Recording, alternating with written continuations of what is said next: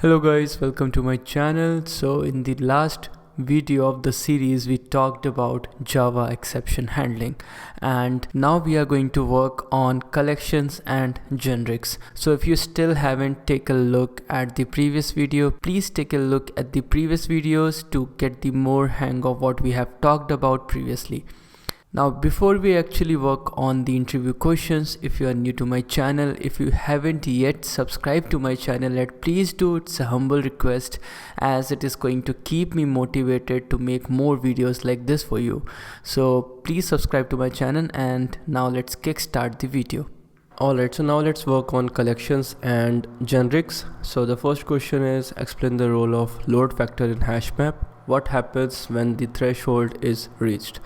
So hash map has a default load factor basically, and this is to manage the key entry pair. This is to manage the key value entry pair in the hash map. So basically you have a default size in a hash map, and once you reach a threshold, in that case you have to extend the capacity of the hash map. So that is where you need to use hash map and threshold. So load factor is a critical parameter that determines the performance and efficiency by controlling when the hash table should resize itself.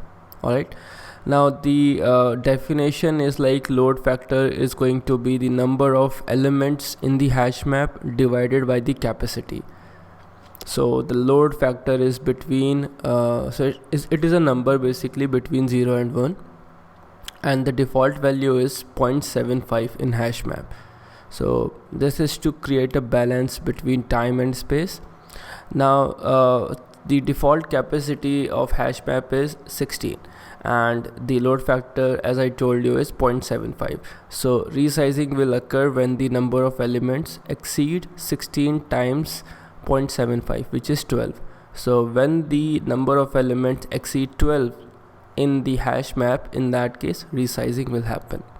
Now you can customize this load factor. This is not like you cannot change it, you can.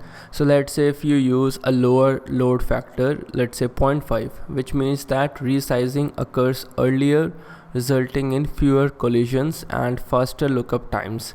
But there is a catch, that higher memory consumption is going to be there.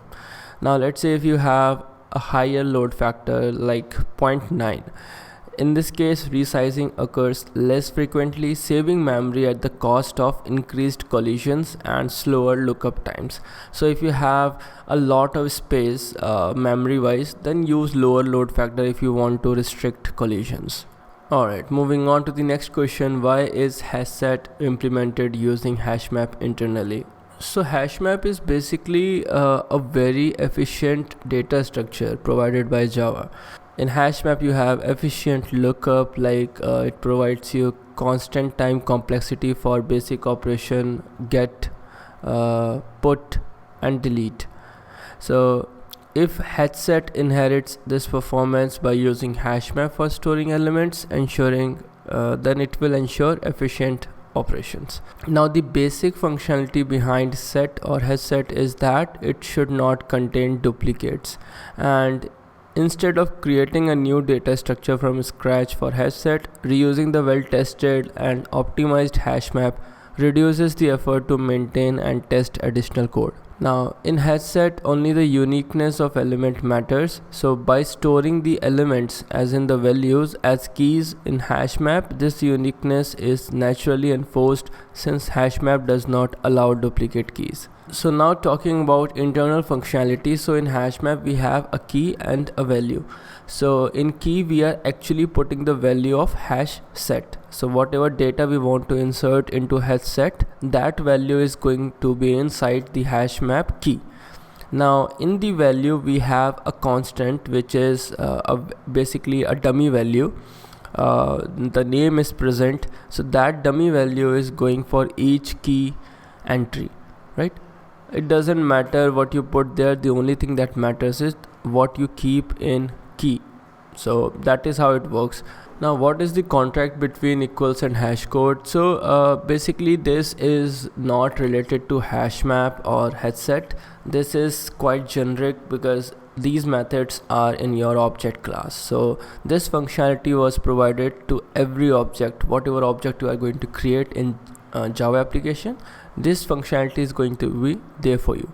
Now what is the contract? So if two objects are considered equal by the equals method, they must have the same hash code. So that is the first condition. Now second is, if two objects have the same hash code, they do not have to be equal according to equals, right? So this is the contract. Now taking an example here, if you can look at this code, if in class person we have a constructor and then we have overridden the equals method and we have overridden the hash code method, but actually the implementation of equals method is incorrect. As you can see, we have not provided any comparison with the name attribute. So this is what is breaking the contract between hash code and equals method. So this breaks the contract between two person objects with the same name might be considered equal but have different hash code, causing incorrect behavior in hash based collections. So this is a broken functionality. So when you break the contract, you can see duplicate elements in the collection, basically let's say hash set or frequent collisions and basically unpredictable behavior. So these collections rely on the consistency of the contract to manage and retrieve elements efficiently. So for talking about hash map, even if you are doing a put operation, you are working on equals and hash code. For get also you are working on equals and hash code. So a lot of things are dependent on these two methods. You will see performance degradation as well, because lookups, insertion and deletions degrade from O1 to O of n. So it will result in severe performance penalties. Alright, now moving on to the next question. How would you implement a custom hash map? Explain the steps for implementing hashing, collision resolution and resizing. So this is a very advanced question. So not easy at all, but custom hash map is not that difficult. It totally depends on the scenario, right? So to create a custom hash map, what I mean is that, let's say if you don't want to use the existing default functionality by the Java, so you have a basic load factor, you have a basic threshold, everything given to you by default, but let's say according to your situation those condition doesn't apply accurately, so you want to use something else. So in that case you can customize the existing functionality of hash map. Now taking a look at this code, basically you can see that we have a class custom hash map, and this is going to be a lot similar to what you see in the hash map class. So this implementation is going to have put, get, remove and size method. So talking about the key features, here we have bucket based storage because it uses array list for storing key value pairs in buckets. Hashing is there to compute the bucket index using the hash code of the key. Now dynamic resizing doubles the bucket array size when the load factor is exceeded. So if we go to the resize method, here you can see that here we have buckets dot length multiplied by 2. Now collision handling is going to be resolved using list of entries in each bucket. Now talking about the steps for implementing hashing, collision resolution and resizing. So hashing is the process of converting a key into a numerical index for storage in the hash table, right?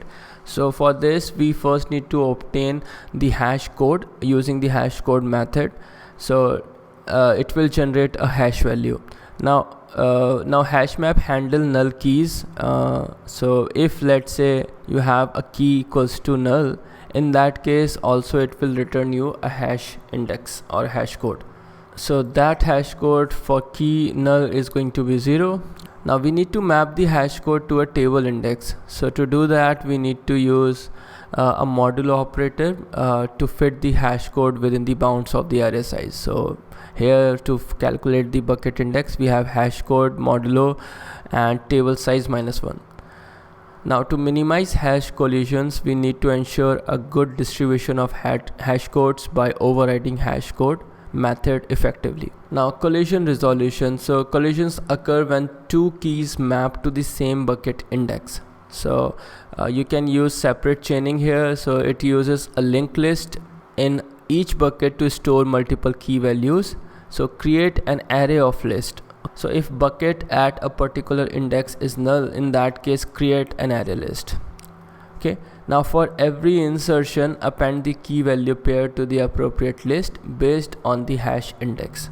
Now for retrieval or deletion, iterate through the list at the bucket to find the matching key. So this is separate chaining. Now you can use open addressing as well, which is to store all elements directly in the hash table array. On collision, search for the next available slot. So here we have different types like linear probing, quadratic probing, double hashing.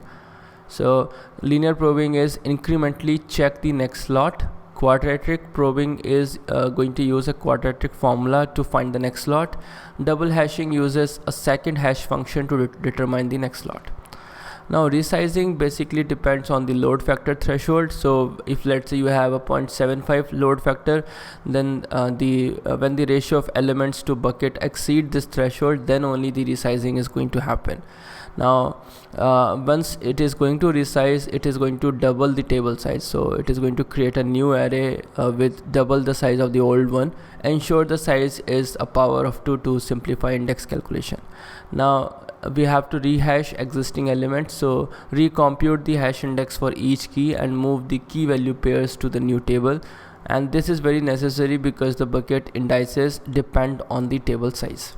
So linear probing, as you can see, the algorithm searches for the next available slot by incrementally checking the subsequent indices in the array. So here first we are computing the initial index using the hash function, and if a collision occurs, that means that the slot at the index is occupied. So incrementally probe the next slot. So here we are having index is index plus 1 and then table size.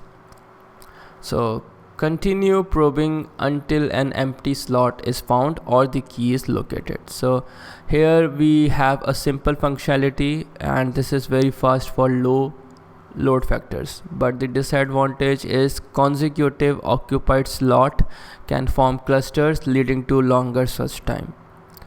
Now we have quadratic probing. So this resolves clustering by using a quadratic formula to calculate the next slot. So instead of checking slots sequentially, it checks slot at interval that grow quadratically.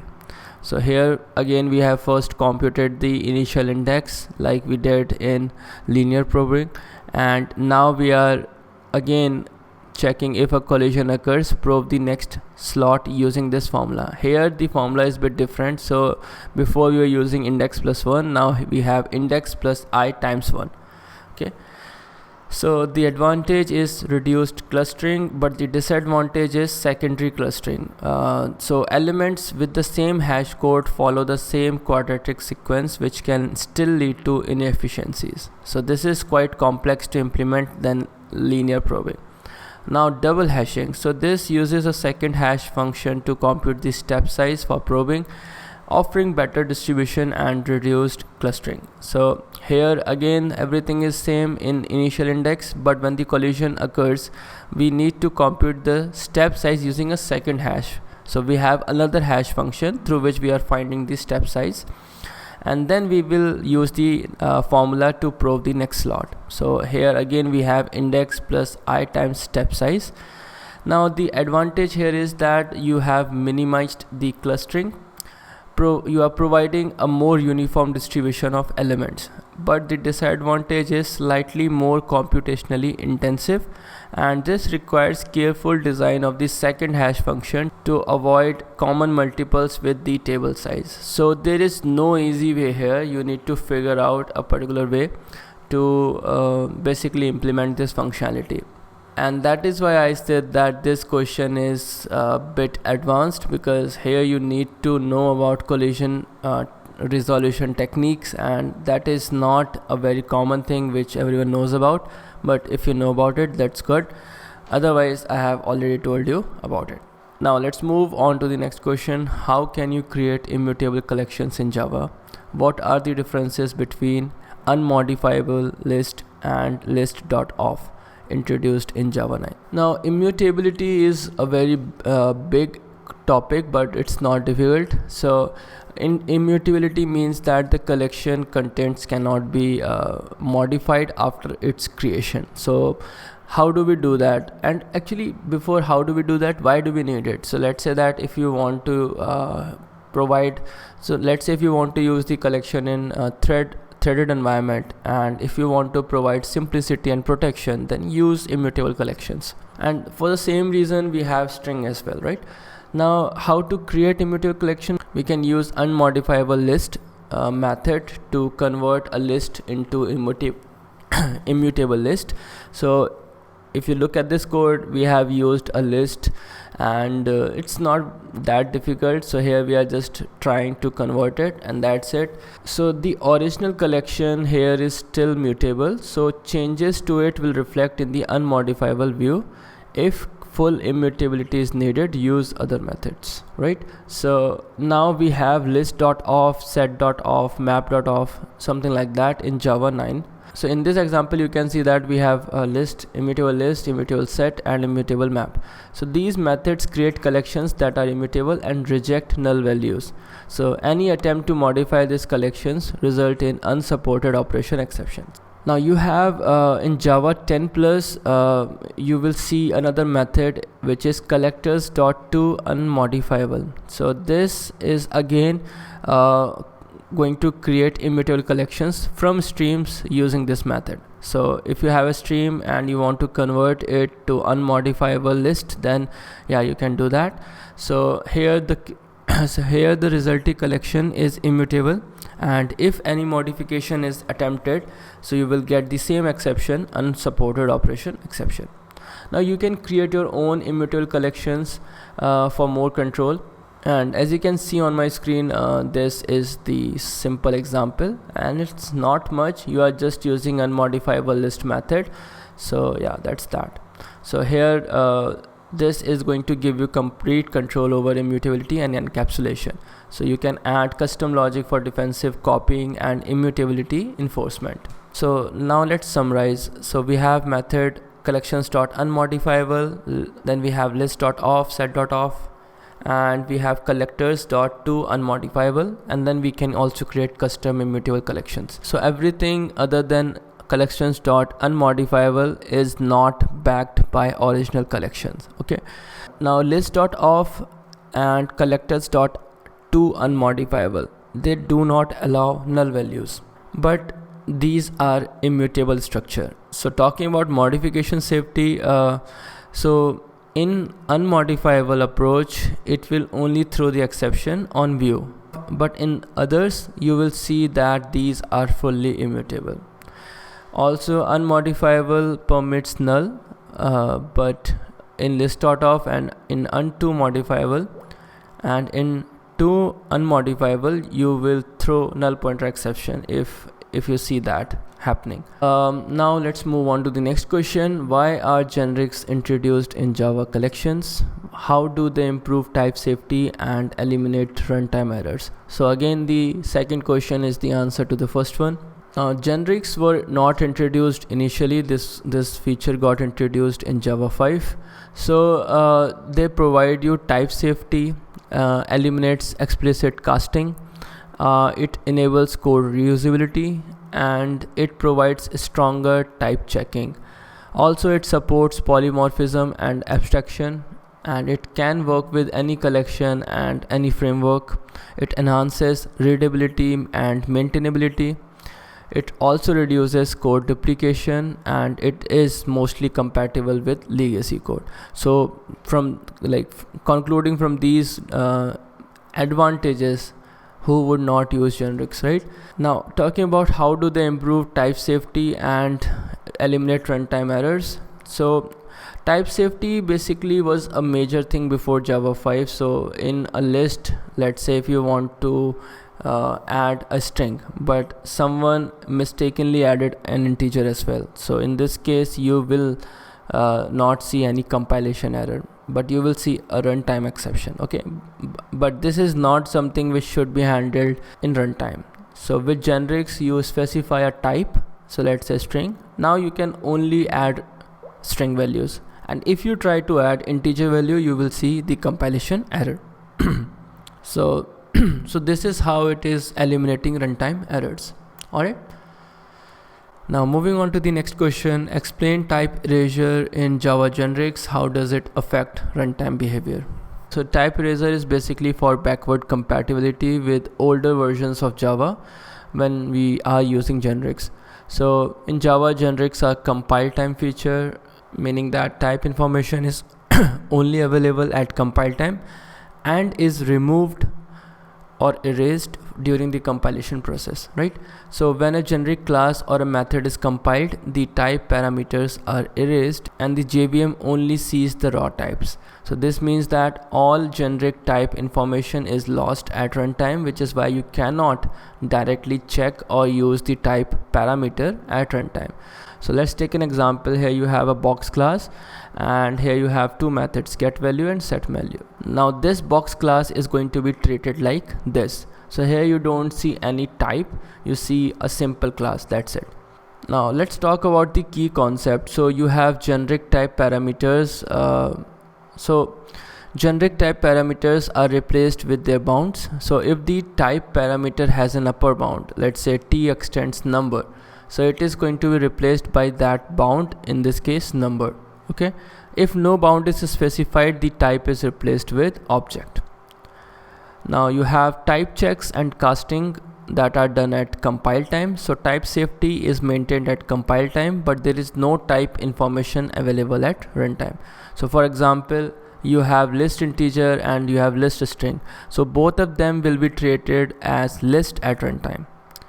Now talking about wildcard, so these also undergo type erasure. So if you have list wildcard, then this is going to be treated as list of type object at runtime. Now talking about generic methods, the type parameters in generic methods are also erased. This is why you cannot do operations like instance of on a generic type at runtime. Now let's move on to the next question. Explain the design differences between array list and linked list. When would you use one over the other? So this is again a very easy question, but a lot of people fumble here. I have seen that it's easy question, but still they fumble.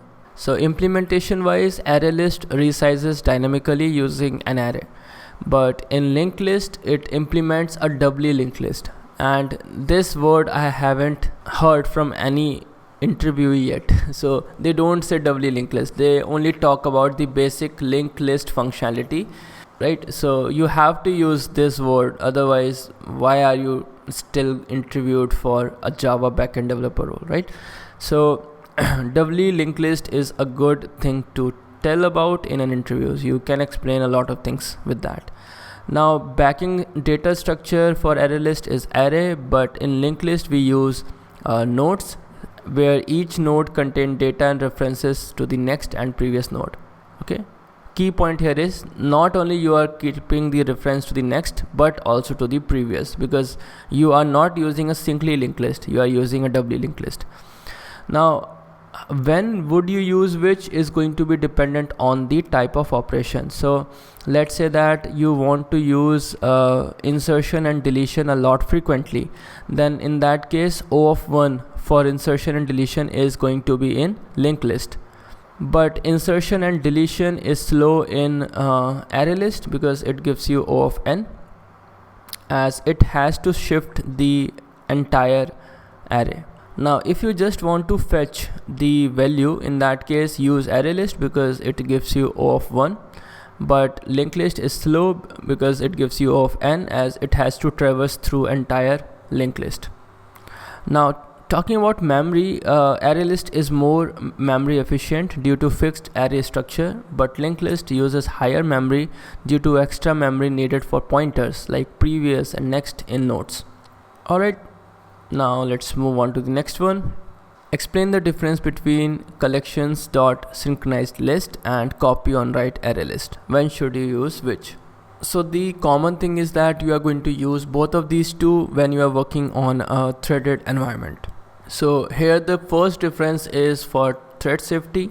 So synchronized list synchronizes entire list method. Okay, but copy on write array list provides thread safety without locking for read operation. So only for write operation you see entire list being synchronized. Now read performance is slower in synchronized list as reads can be blocked by writes, but in copy on write array list it is faster as reads don't require synchronization. Now write performance is also slower in synchronized list because writes are synchronized and can cause contention, but the same scene is in copy on write array list because writes involve copying the entire array. Now synchronized list is going to use low memory, but copy on write array list is going to use high memory because it has to copy the entire array on writes. So use case wise you have to use synchronized list when reads and writes are fairly balanced, but use copy on write array list when reads are far more frequent than writes. Alright, so this was it for this video. If you loved what I presented in this video, please press the like button, and if you have any questions, do let me know in the comment section. In the next video of this series we are going to work on streams, lambdas and function interfaces. So stay tuned for that, and for which you have to subscribe, so do that. And till then, have a good day, stay happy, keep learning, bye bye.